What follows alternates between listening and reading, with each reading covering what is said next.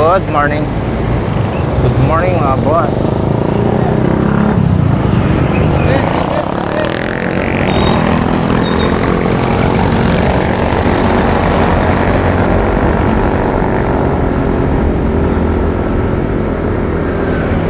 Good morning mga sir.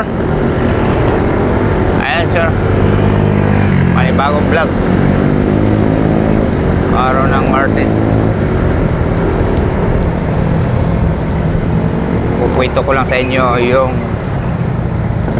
kahapon. Pauwi ako kahapon, tapos umulan ng malakas. Siguro mga kulang kalahating oras yata yun. Taas dyan sa Mambugan.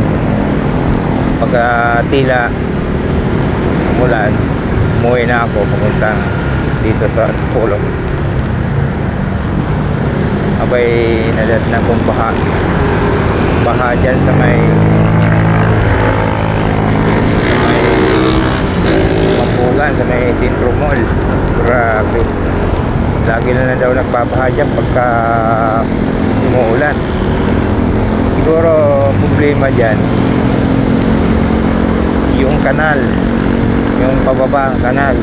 Siguro kaya maraming nagbabara dyan. Kaya lagi na lang nagbabaha dyan sa kalsada. Maapaw galing sa itaas kanal mismo lumalabas. Ibig sabihin hindi makadiretso yung tubig dun sa lalim. Siguro maraming babara. Hindi nagbabara yun, maraming kalat sa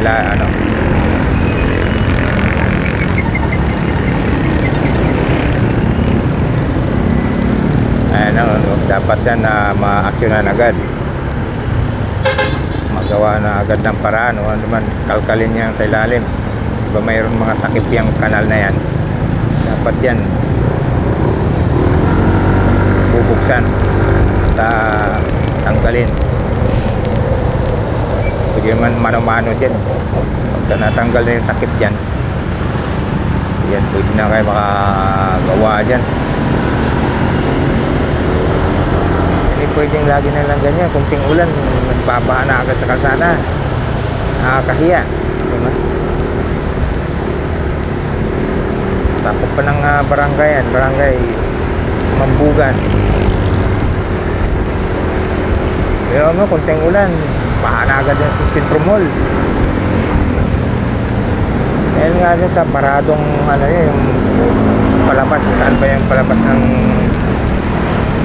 yung kanal na yan, yun yan. Ginagawa na daw nila ng paraan yan, ganun pa rin.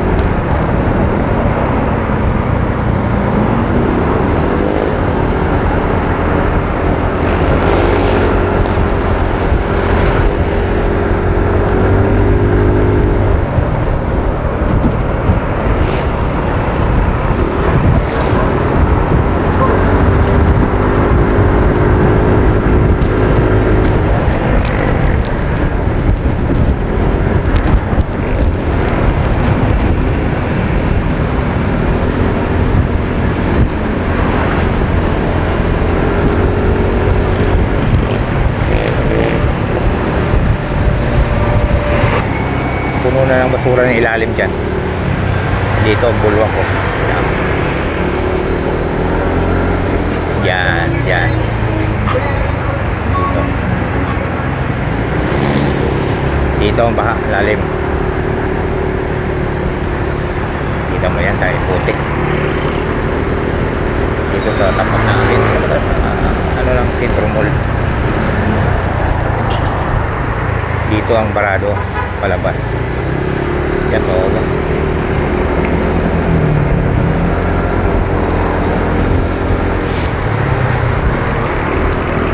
Hindi maka ano yan, tubig siguro, maraming mga naka ano dyan.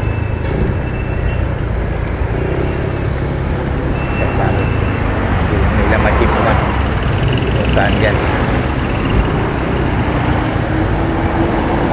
Yan, suriin hanggang doon pababa. Ayun mga idol, mga boss, mga sir, nandito na lang yung video ko. Salamat sa papanonood. Bye bye.